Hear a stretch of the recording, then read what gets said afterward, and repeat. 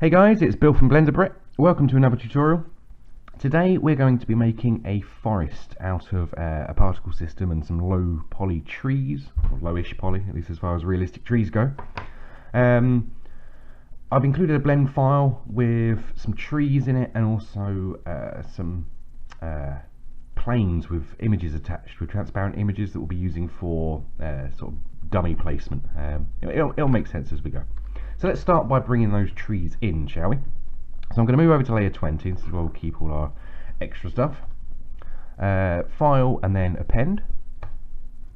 And then find where you've downloaded the tree.blend file. In my case, it's sitting in here, though yours could be sitting anywhere. And we're going to import trees and dummy trees. There we go. So they should be sitting there nicely. Okay, so we've got 3 trees and then a plane for each one. In fact, if I just go to rendered mode just for a moment.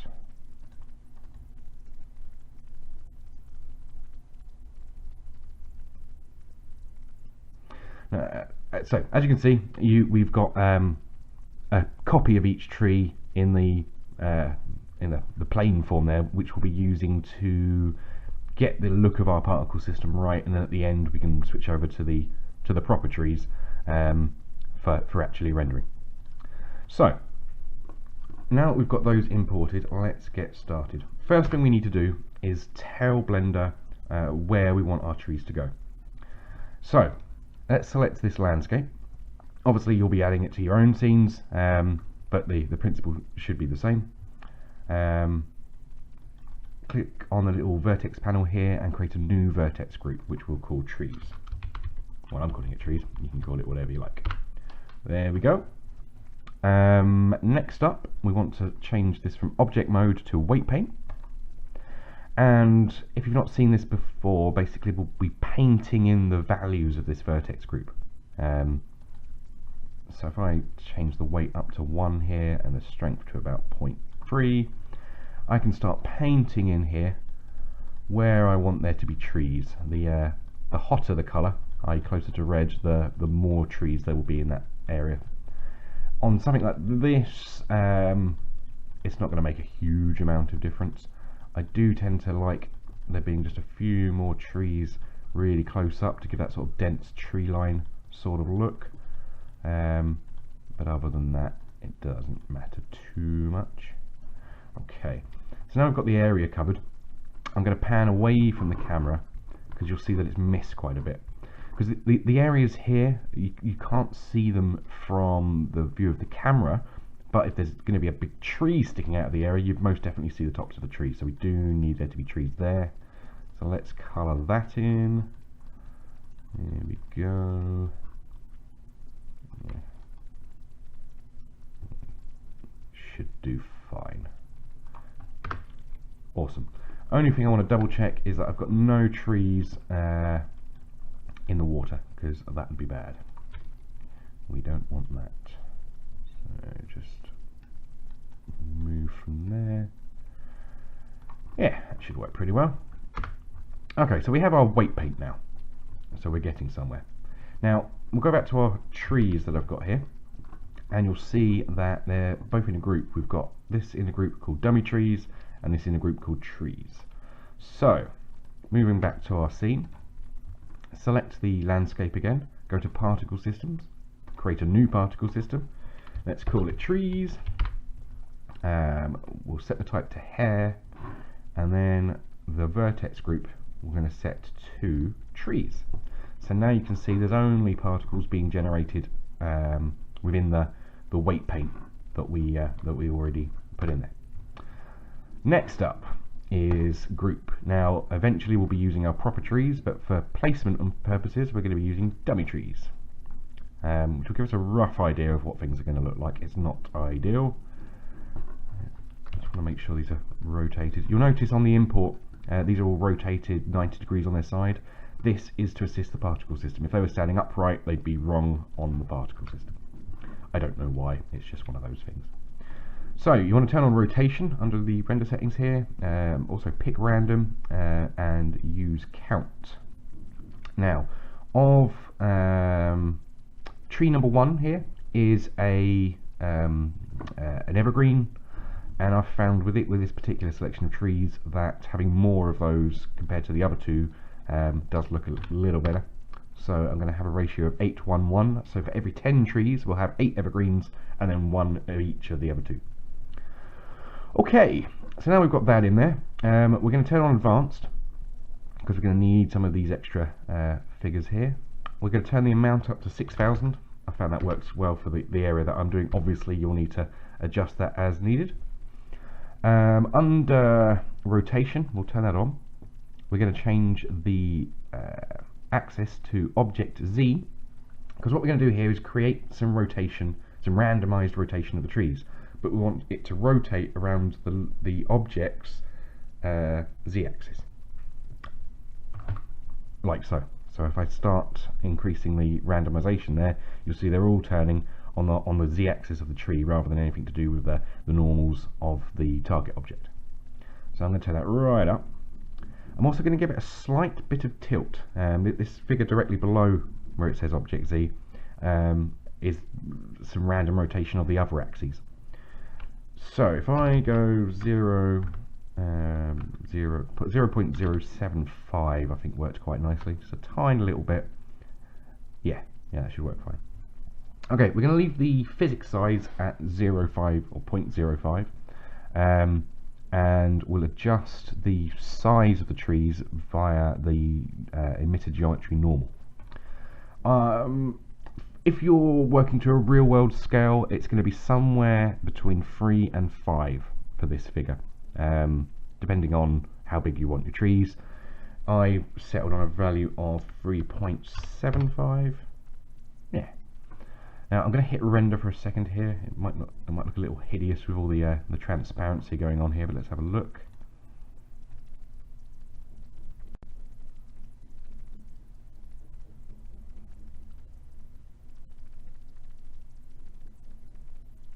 Yeah. So the layout is good. The reason you're getting all this blackness here is under samples. Where are we?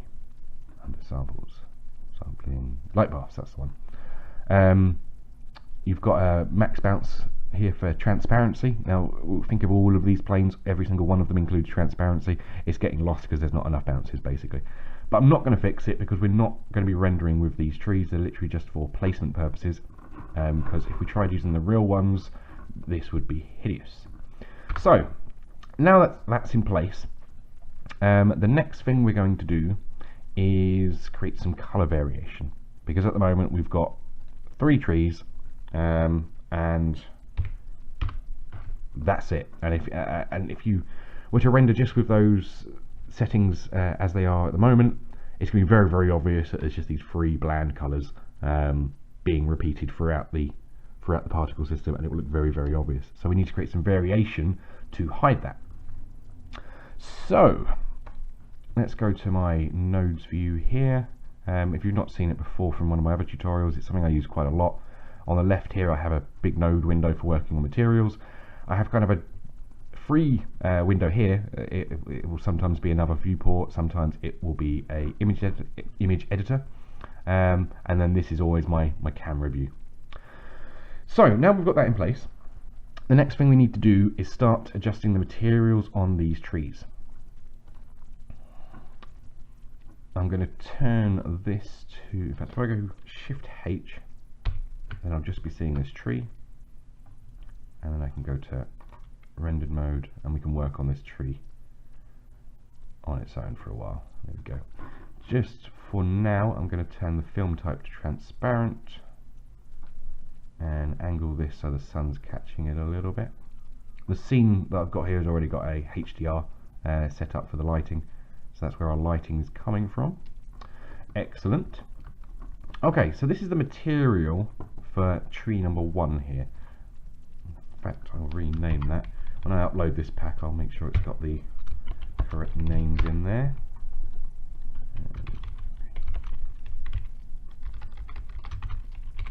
There we go. So the leaves for tree 1. What we're going to do is create a series of nodes here, to create some variation. We're then going to form them into a group, and we'll then be able to paste that group into the other trees and then adjust the values of the group individually per tree, or not per tree, per source model. So we're going to need a few nodes. We'll get them all in place and then I'll explain what they do. So we need a hue and saturation node, 2 of them in fact. I'm going to turn off this live preview because it's going to cause all sorts of problems with my screen recorder. There we go. I'm going to need a noise texture, and then a math node, duplicated, and change the first one to multiply. I'm then going to take those 2 and copy them up here. We're basically doing this in 2 rows. One more node actually, the object info node. Okay, so it's going to be done in 2 rows. This first row of nodes is going to be for local leaf variation. So in the various parts of the tree, we're going to use a noise texture to adjust the hue values, just so it's not all exactly the same green. And then on the top layer here, we're going to be using the object info, which will allow us to identify the individual trees within the particle system to create some more global variation. So let's get these connected and then I'll walk you through it. So the noise texture goes to the multiply node, which we'll set to 0 for now. The multiply then goes into the add, which we'll leave at 0.5, and then we connect that to the hue. Okay, so that's the first row done. Now connect this hue and saturation value to that one, just so it's all connected. And then from the object info, we want the random figure into the top of the multiply node, multiply into the add, set the multiply to 0, put that into the hue value, and then connect this into our shader. Bam. Okay, so now as you can see from the preview here, it's not doing much. It's just a white value. In fact, if we connect the image texture into this hue and saturation node, it is exactly the same. So, but on the default settings that we've got here, it's doing absolutely nothing, which is fine. That's what we want. Okay, now what I'm going to do quickly is get this noise texture and plug the color value into the beginning of our main node group here, so we can see what it's doing. You can see on this preview here that it's giving a nice randomized value for various parts. In fact, if I quickly change this to rendered mode, nope, rendered mode, thank you. There. So you can see that the noise texture is going to give us a nice random value distributed throughout the tree. Now the problem is it's quite a big variation. If I so let's disconnect that for now and disconnect that. If you don't know, by the way, hold down Control and draw through a node and it will disconnect it. Really handy. Anyway, so with the hue value here, if I reconnect that, if I change this to say a, I don't know, 0, it's going to go a really deep purple color. If I change it to a 1, it's going to be about the same, because that's the other end of the hue scale. 0.5 is the default, and to keep it realistic kind of tree color, we don't need much variation at all. It's going to be either 0.4 or 0.6 maybe. Even 0.4 is a bit low. Just go like 0.45, gives us a slightly faded look. 0.55 will just be that extra bit of green in there. So it's actually a very small amount that we want to adjust the hue value. And the noise texture, it's actually the fact we want, not the color really. Shouldn't make much difference either way. The noise texture, the black values are essentially 0 and the white values are going to be 1. So if we plug the noise texture directly into the hue value, that hue could jump anywhere from 0 to 1, giving us those extremes, those purple extremes. So what the multiply and add nodes are going to do is limit the amount the noise texture can have an effect. So let's reconnect that there and I'll explain what these do. So the multiply node is multiplying the value that comes out of the noise texture. So let's say the noise texture or part of the noise texture is full on white 1, If we multiply that by 0, it's 0, so it's black. Everything's black, which is why in the default setup it doesn't make any changes. So what the multiply node allows us to do is decide on how big the variation can be.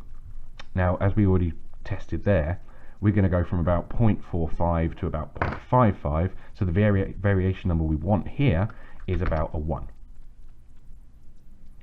Now, what we're essentially doing here, because the add value is at 5, we are taking that value, limiting it to be somewhere between 0 and 0.1 rather than between 0 and 1, and then we're adding on 0.5 to bring it closer to the default 0.5 in the hue and saturation node.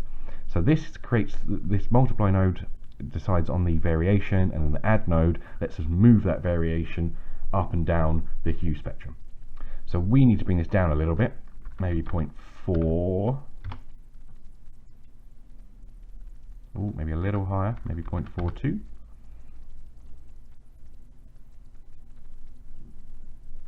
Yeah, that should work nicely. Just creating a little bit of variation in the leaf color there.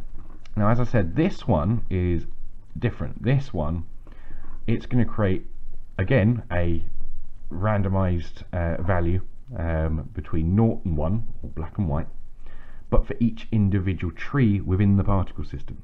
So this we can't really preview particularly effectively, but with some trial and error we can get it right just about. So this again we want to limit with the multiply to about, in fact, you know what I want to do first? I want to do a quick render to show you what I mean about this this object node, so it makes sense, because the noise texture we can see clearly, the object node not so much. So if I connect this object node to a diffuse shader, in fact I'm going to plug it straight into the diffuse here. There we go. And now I'm going to change the particle system to use the other types of trees, not the low poly ones, but the full ones, and I'm going to run a render quickly just to show you what I mean about this normal node, so it makes sense. Where are we? Don't want too many samples.